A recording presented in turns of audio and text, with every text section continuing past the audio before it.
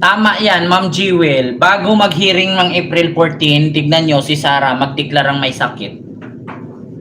Tama yan, Ma'am Jewel, yung sinasabi mo. Magdeklara yan si Sara na may something. Either may sakit, either umalis, either may biyahe, or either binaril, either nasaksak, either may nag-attempt.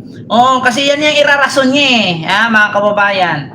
Sabi ko nga sa inyo, kung ako ngayon politician, bilyon-bilyon ang ninakaw ko, kaya kong ubusin yung ninakaw kong bilyon basta malinis lang ang pangalan ko. So dito kay Sara, kaya niyang magpasugat para maligtas siya at sabihin, may threat sa buhay niya. Gagawa ng paraan yan. Maniwala kay sa akin mga kababayan. Naalala niyo yung kwento ni Peebles na kunwari daw mag-jogging si Sara tapos biglang targetin konti, pa-snipan, patapyasan ang balikat para sabihin na ipapatay siya ni PBBM, ni Lisa at ni Martin. Ganyan, gagawa ng kwento yan mga kababayan. Tignan nyo. Bago mag-April 14, magdeklara yan may sakit.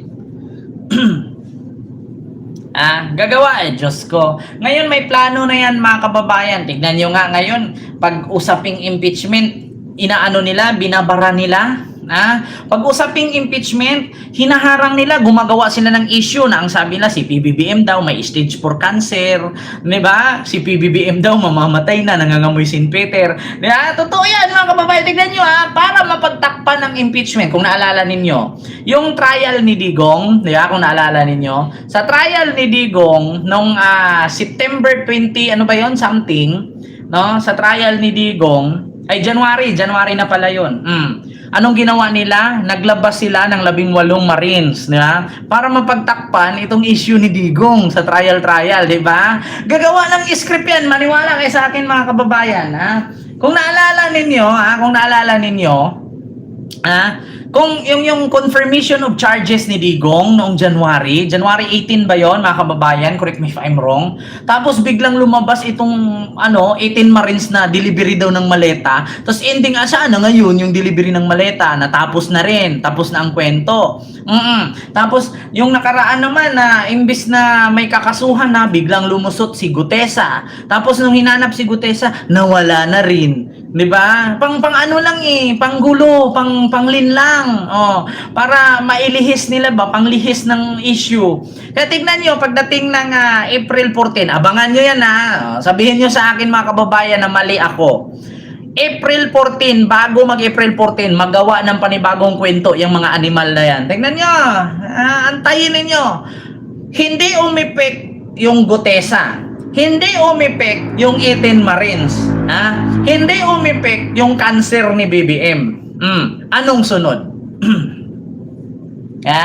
Anong sunod? Mga kababayan. 'Di ba? Tignan nyo mga kababayan. Anong sunod? Kasi itatrial din yan sa April 14. Kung naalala ninyo, trinial si Digong, putang ina, lumabas 18 Marines. Para ang mga tao, maguluhan ang isip, imbis nakatutok kay Digong, nakatutok sa 18 Marines, di ba? Yan na, mga kababayan.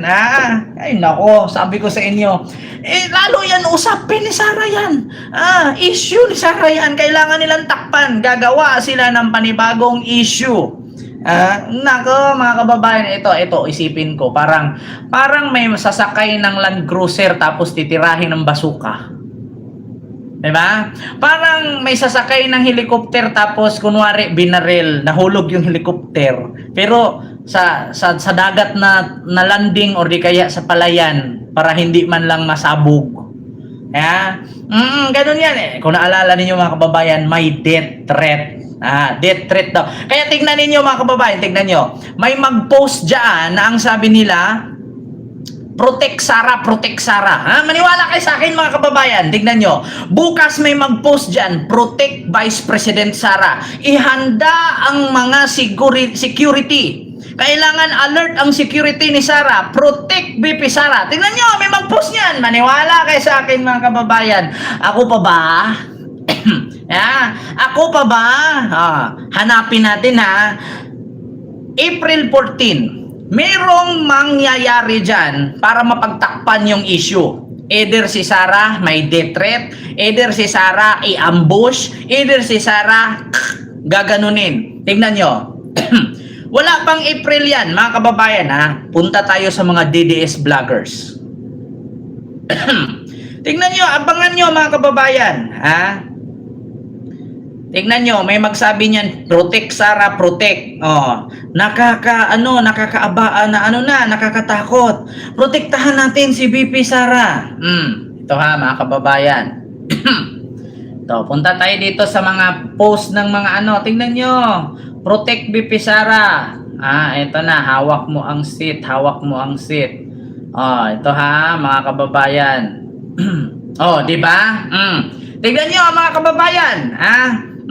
Jason Sa. Anong sabi ni Jason Sa? Ayan na. Protect BP Sara yan. No? Sabi ko sa inyo, gagawa ng kwento yan eh. Ayan o.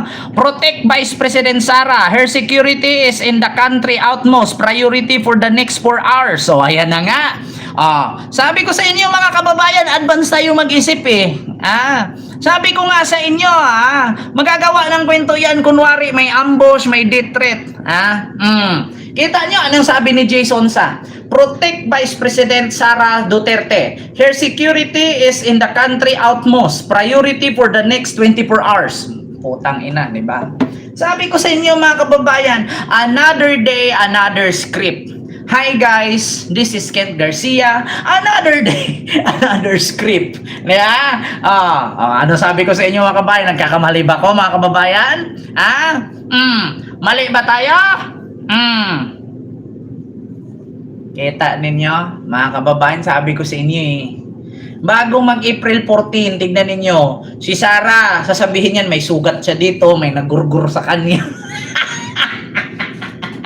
Nahulog yung helicopter, o di kaya bumalintong yung bus, na sinakyan niya nag-commute.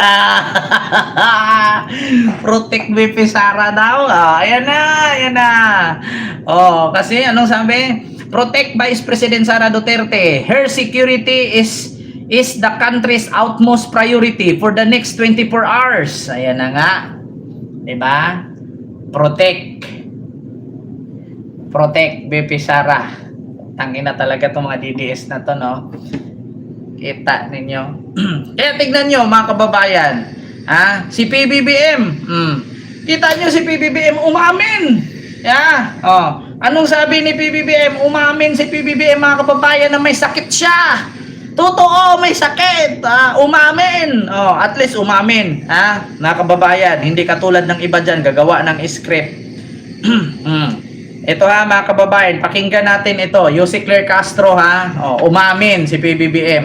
Magkano kaya binayad kay Jason Sa? Yun lang ang tanong ma'am na hindi natin malalaman. Sila lang po nakakaalam niyan. Sabi ko nga sa inyo mga kababayan magugulat ka niyan, meron ng protect Sara dyan eh. Diba? Di nga tayo nagkakamali. Protect BP Sara na agad. Tapos sabihin lang may ambush. Eto, continue. May ads lang mga kababayan.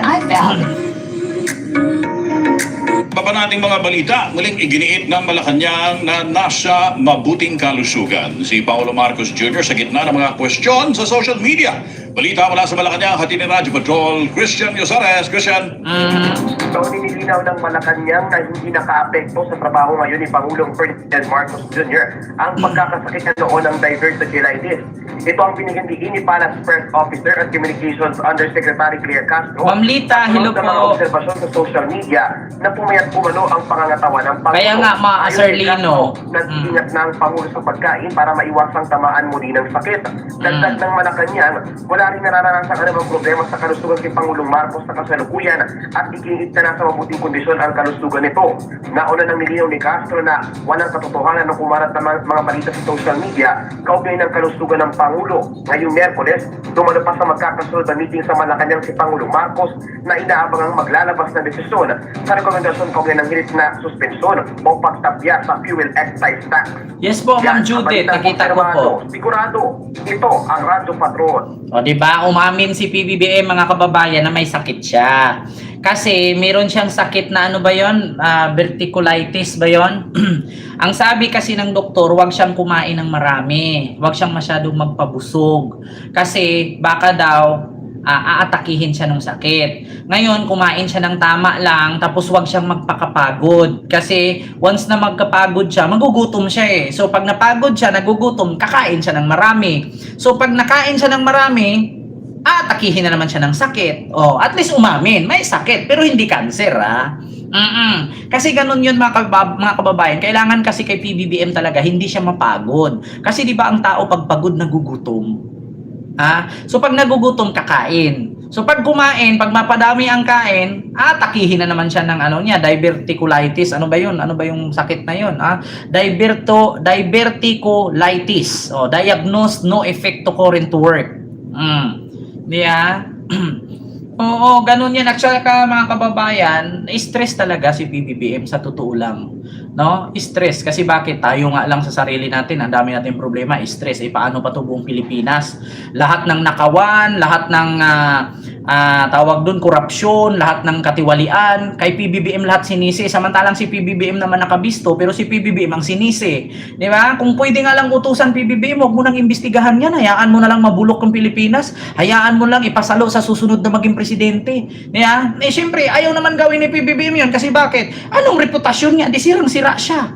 Diba? Paano kung ang susunod na presidente si Lenny? Anong sasabihin ni Lenny dun? Ano ba to si PBBM? Akala ko ba maganda tong gumawa? Parang hindi naman niya nilinis. Di ba? At least, kung sino man ang susunod maging presidente sa kanya, walang masabi. Di ba? Ang problema ngayon, kaya nagkaganyan ng Pangulo na stress, kasi biruin mo, nakabisto siya ng pagnanakaw, nabisto niya si ganito, si ganyan. Ending siya ang naputukan. Sa kanya isinisi lahat. 'Di ba? Sa kanyang administrasyon winilga, samantalang siya naman yung nakabisto. Biruin nyo yan, nabisto mo na nagnakaw si Bong Revilla pero ang sinisi si Marcos. Nabisto mo nagnakaw si Escudero pero ang sinisi si Marcos. Nabisto mo nagnakaw si Romualdez, si Estrada, sino pa? Si Villanueva, tapos ang sisi si Marcos. Anong kinalaman ni Marcos doon? Hindi pa presidente si Marcos, nagnakaw na mga hayop. Mga kickback na yung natanggap nila. Di ba? Kaya yun po yun, mga kababayan. So, yun lang muna, no? Ngayon, yun lang muna ang ating pag-uusapan.